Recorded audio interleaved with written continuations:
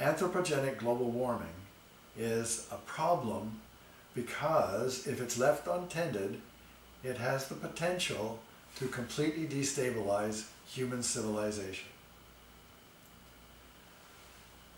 This is not a small problem.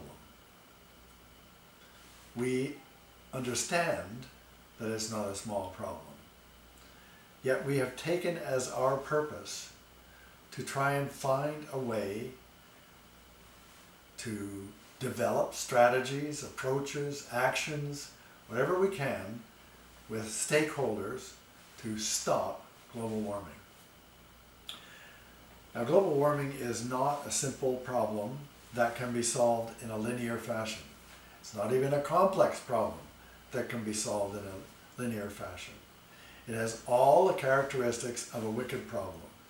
It involves technology, culture, social interaction, politics, this whole mess all streaming together. There are people who agree that there is a problem. There are people who do not agree there's a problem. There are people who have major investments. They don't want to lose them. So global warming is a complete hodgepodge of things that we have to kind of find our way through. We can't do it alone. We have to use the people who are the source of the problem. That includes us, but it also includes the major corporations who can take action to stop it. And that's the key to a wicked problem solution. It involves the actual stakeholders to take direct action to make it stop. Our job is to facilitate their capacity to take that action. When you bring senior executives together in any kind of an organizational attempt to find a solution, they always come with a position. Some of these positions will be anxious to solve the problem. Some of them will be afraid that they're going to lose their money, afraid that they're going to lose their status, afraid that the huge investments that these multinational corporations have will be lost. They, after all, have many assets still in the ground that they want to dig up. So they come with a position. You can't really ask then for everybody to suggest finding a clear definition of the problem, because there isn't one. There just isn't a clear definition of the problem. It's too messy. Instead, the technique we use is to ask for a vision. In the case of global warming, you might say, okay, 100 years from now, what would be your view? All of us, whether you're for or against, whatever, what is your view of the future world that you would like to see happen, let's say 100 years from now? That's often a very difficult but completely possible thing to arrive at. People, after all, they're human beings, they have families, they don't want their grandchildren and great-grandchildren to be in trouble, so they all know what they want out there. The problem is getting from now to then without messing up the environment and without trampling on people along the way. To illustrate how to do this, I offered a micro problem for you as an example. And I just thought that because it's a little difficult to follow what the process is if I just write it out in an email, which I did, but I know it's difficult. So I thought this might help. The problem was a really simple one. There's a town that has a neighborhood in it that is not up to snuff. It's run down by comparison with the rest of the city. And a little bit of investigation shows that it was the result of shoddy work by a single company that installed the roofs about 40 to 50 years ago. The roofs are all leaking, the leaks go through the attic, they go down the front wall, they mess up the front door, and if left very much longer, they will actually start to create problems with the roof and the whole thing could collapse. So quite a number of the people had noticed the leaks, of course, and so they'd asked for help, and an estimator came along and said, well, here's the situation. You have about a $15,000 replacement for shingles and so on, and that'll That'll solve it for another 40 or 50 years. But if you leave it, it'll be a mess. And that mess will cost you about $175,000 to fix up. So the mayor of the city went to a selection of the people who were living in these houses and asked them why they hadn't fixed the roofs. I mean, they're fairly well off. Some of them have fancy cars, some of them have boats in the front driveway. And he got a number of answers. One of them was, well, I didn't believe that guy who came along and said it would cost $175,000. There's nothing wrong with the beams in my house. Sure, the roof leaks a little bit, but that's just the shingles. Another one said, well, you know, yeah, $15,000, I could afford it, but, you know, I prefer to have a new car. Look at all those new cars around here. I think I'll forego the roof fix and I'll have a new car. Goes to another one, and the other one says, well, I'm getting kind of old. I'd like to move into an apartment, so I'm just gonna give my house to my grandchildren and they can fix it up. The last one says, well, you know, I did a little bit of arithmetic, and this guy says that's going to cost $175,000 in the future. It's going to cost me $15,000 now, and I could save $160,000. But you know what? That's off in the future. So nobody was going to fix their roofs. So what is he going to do? The mayor decides that he will use the wicked problem approach.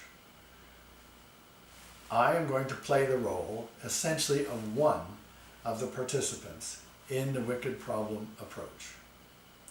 Here's how it works. The mayor, of course, he does a lot of background work, so he's got a lot of information in his hand. But he begins by inviting the people who are essentially the stakeholders. The tourist company that runs the tours that's been complaining about the rundown neighborhood. They're the main source of extra revenue for the city from any source. He has taxes, but not too much. He also invites the company that caused the problem. Now he does that because they have a stake in this too. If they don't fix it up and the people start to get really angry as the roofs begin to fall down, they're going to sue the company.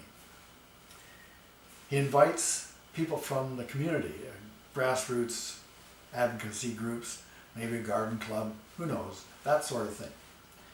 He also decides that he needs some expert advice, so he goes to the local university and asks them if they would participate.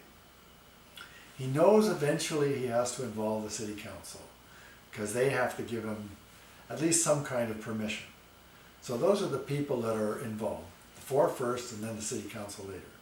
So they get together, and as in any wicked problem, the first thing they recognize is that there's no clear definition of the problem. The problem is not how to fix a roof. The problem is not anything really technical at this stage. It will be eventually they'll have to solve the technical problems too. But right now, that's not it. So they ask themselves, well, what is the problem?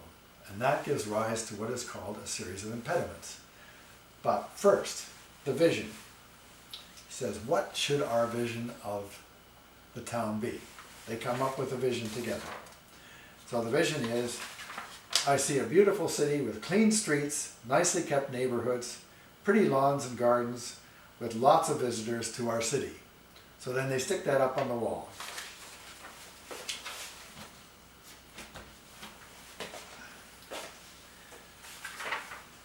Then they say, well, within that vision, what are our goals? I mean, what can we put as our goals as a part of that vision? Well, they work on that and they decide that if they increase tourism, that will also increase the revenue. And if they have increased revenue, they can decrease the taxes. So those are the three goals that they decide will essentially make the problem of the rundown neighborhood go away.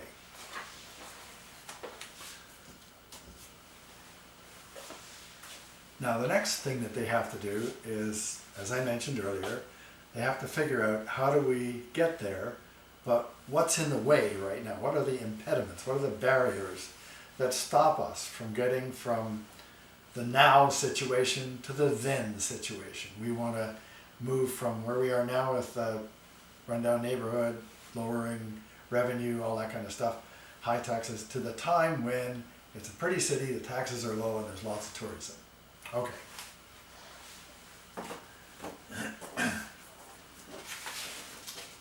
So they all think about it and they work on it, and they come up with a whole series of impediments. And they list them out just like this, and then they stick them on the wall. So what are these impediments? Well, they can't raise the taxes. City council doesn't want to use tax money to help the rundown neighborhood. We can't sue the company because you can't really see the damage right yet. So the losses aren't going to look very big. The tourist operator is still complaining because of the rundown neighborhood, so you got to solve that problem, or the revenue will drop. And when the mayor looked at the survey, he didn't find any good answers, and he himself doesn't have enough money to solve it. So these are the strategies, or at least, these are the impediments. We put them on the wall. So they've got these impediments, and they now have to figure out how they're going to fix it. How are they going to get past these impediments? Well, they come up with some strategies, and they decide on just two strategies. Now, these aren't technical fixes. These are socio-political maneuvering, if you will. And the two strategies they come up with are to use a campaign of influence and peer pressure to convince people it's worthwhile to fix up their houses. And the way they're going to do it is involve all of the players in the actual actions that they'll take. So they'll involve the city council, the tourist company, the company at fault, grassroots advocates, and the university students. So this goes up on the wall.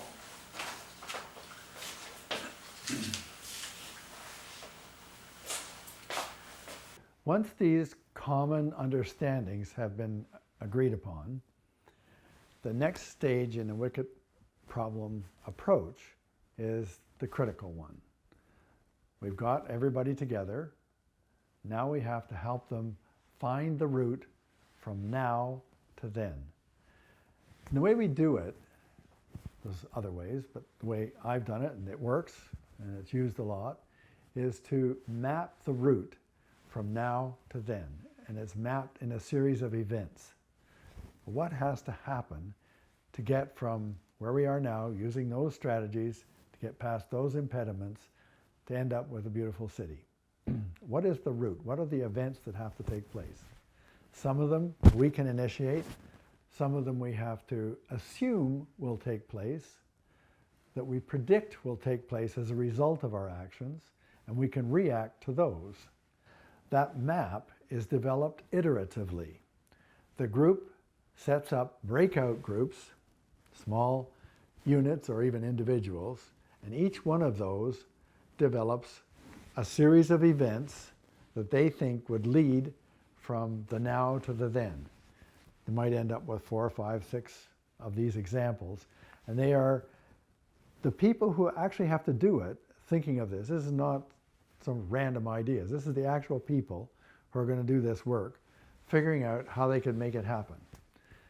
They don't all come up with the same answers, and when they're finished, they bring all those ideas together and find the common elements to create an agreed route that they're going to try.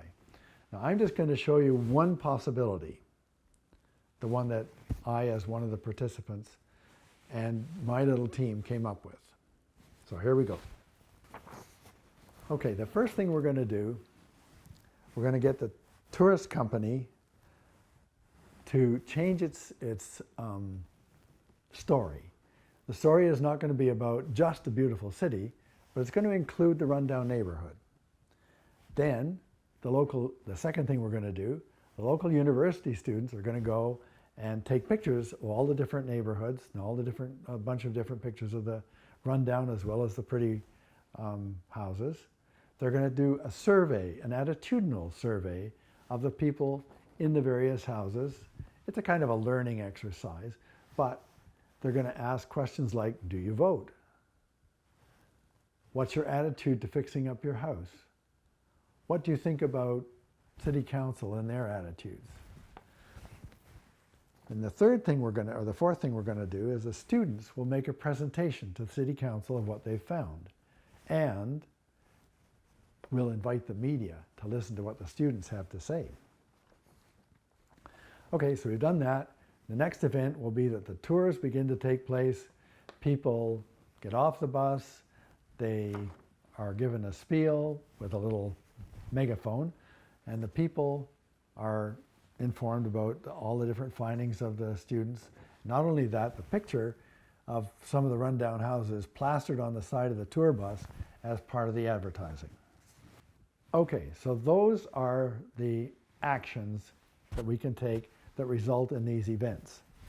Now we have to predict what will be the result of that. Well, the predictions of events are that the residents, of course, will notice the tours and hear the spiel. The student presentation at City Council, predictably, makes the news, hits the TV, it's all out in front. The company at fault, and remember, they were a part of the group that decided they'd try this, is threatened with lawsuit. Now, we want to be sure that the lawsuit doesn't go through, so we have to take the next step fairly quickly. However, in the meantime, the tours are getting more popular because of all this publicity, revenue's rising, and everybody, and that end of it is happy. So what do we do to make sure nothing bad happens to the company at fault? What the mayor does, and this is the action that we will take now, the mayor engages the company at fault and the students together to create a small contract in which the company will hold a contest for the best door decoration at Halloween and spring break. It's a door prize. The deal is that the prize for the best door is a new roof. Now the mayor doesn't have a lot of money, but he's got enough for a couple of new roofs, half of a couple of new roofs each year. $7,000 twice a year, he can probably do it. So the mayor goes back to the town council, knowing that he has to use his slush fund, but he has a neat idea. He says to them, what I propose is a change to the tax, but it's a zero net change. There's no actual gain or loss to the city. Instead, what we'll do is decrease the taxes in the rich neighborhood. Doesn't cost as much to keep that neighborhood up. Increase the taxes in the rundown neighborhood. They can afford it. And what we hope happens is that this gives an incentive to fix up the neighborhood that's run down, because as the fix-up starts, the taxes decline. The net result is an overall tax reduction predicted for the whole city. Well, predicted result, bill passes, mayor's going to get all kinds of media coverage, but the grassroots organization in the rundown neighborhood has two reactions. One is they're annoyed, but they understand what the implications of that tax change are. And that is they can get rid of it by fixing the roofs, which they have to do anyway eventually. And there's this door prize thing going on. So the next thing we do, the contest is advertised, the company embarks on a technical project to figure out what's the best way to fix the roof. And so that's a project, that technical project is something that's running alongside. Now it's important, and you can use a stepwise decision process to solve all those things. And who knows, maybe the company at the same time sues the subcontractor so that they don't have to pay for anything. So the predicted results now of all of this, both events that we make happen, events that we assume will happen as a result of what actions we've taken, is this. The uproar dies down, A couple of door prizes are won. In the first year, 2 brand new roofs go up, lots of media coverage, fanfare, great stuff. Over time, the houses in the run-down neighborhood are predicted to get fixed as peer pressure mounts and the implications of the tax changes are realized. So those are kind of the way you might map a route to the end. The final result, of course, is that the neighborhood's fixed up, tour company gets more business, city gets more revenue, net decrease in taxes, everybody's happy. That's called an end state. Okay, the next stage is then each of the little breakout groups has done this as well. And so they come back together. Now, I have a feeling that most of you will say that you can see some real risks in what our team proposed. Some of you will even say, well, look, some of the things that you've talked about just aren't going to happen. There's no way that would happen. Some might even say this whole thing is a ridiculous idea. And that's just fine, because that is what happens in the real working of a wicked problem solution. All those kind of objections come up, and that's fine, because what you're going to do is look at the good parts, take out the bad ones from everybody's solution, and map this path to the end state. At this stage, we've figured out, that is, I have, or my little group, has figured out one way that we might fix up the neighborhoods. But we want to be able to share that with everybody else in the group. So what do? Well, we could just talk about it, but one way is to map the route from now to the end state that we want to achieve, using our idea of how to get there. Others will do the same, and then we can compare them. So here's what you do to make that easy. You create a little beginning note and stick that on the wall.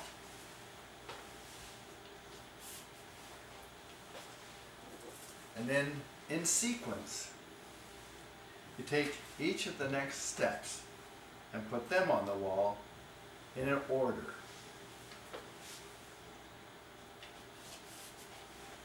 So the second event that would happen is what I'm going to put on now. That is, the students do a survey of attitudes.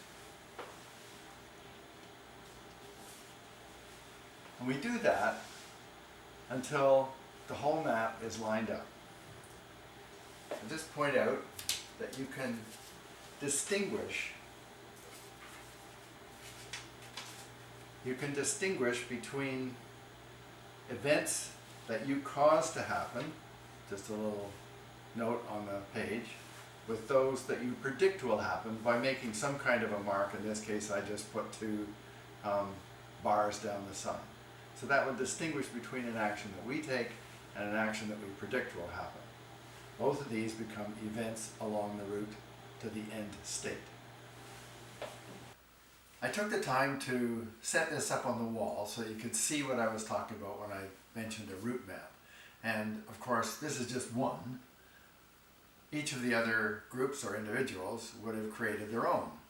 And we will then compare them once we get everybody's together. But just quickly to review how this works. You start with a now, and you end with a then, which is called the end state. And in this case, we go along a series of steps that are actions that we have taken. Each one of these little cars represents an event that is a result of our action. And these ones with the little bars on them are the predicted events that happen as a result of what we've done here. Once these predicted events happen, we then react to those events by taking some more actions on our own. Another predicted event takes place, we react to that, and finally the last of the predicted events take place, and we end up with our end state. And we call that end state number 1 because we're just one group. So that's how that looks, and that's how it works. There would be more set out from each of the groups, and then we would pick and choose what is the best way to go forward to create a final integrated plan with all of the best of the ideas gathered together to create an optimum, not the correct, but an optimum map to get this neighborhood fixed up, reduce the taxes, and increase the tourist revenue. Once that is done, and remember, it's the stakeholders that have done this. The people are actually going to make the change. Once that route has been mapped out, guess what? They've all agreed to do it. So it's a kind of automatic action.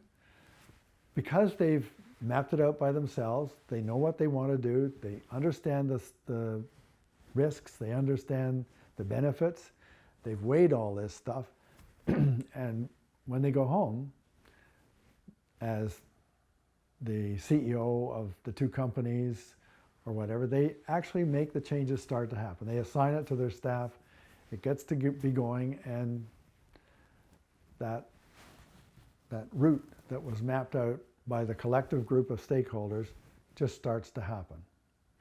And that's the nature of a wicked problem. However, along the route, it's also possible that they've mapped out that things kind of go funny. Maybe one of the things you didn't want to happen actually did happen. So there's always a kind of monitoring and review process so that if you have to, you can course correct and get back on the track again. So wicked problems aren't over when the group breaks up. Wicked problems continue, and the solutions to them continue over time until they get all the way to the end state. It's a mini metaphor, if you will, for the process that will be involved in solving a wicked problem the size of global warming. It'll be far more complicated, much more sophisticated, a lot more technical issues, lots of interaction between the technical solutions, people's opinions of what's happening, and the final. After we've completed this project, I'd like to move to another one that's much more realistic. I'd like to take on part of global warming as a project that we can do together, in which we would ultimately end up with a plan that would probably look pretty close to a real thing. Now, we're not the actual stakeholders, so we can't make it happen. But we can take the role of stakeholders as we go through this exercise. Some of us might be the CEOs of major oil companies, maybe a power utility that has nuclear energy as a potential source, maybe solar or wind, or maybe it's an activist group of some kind.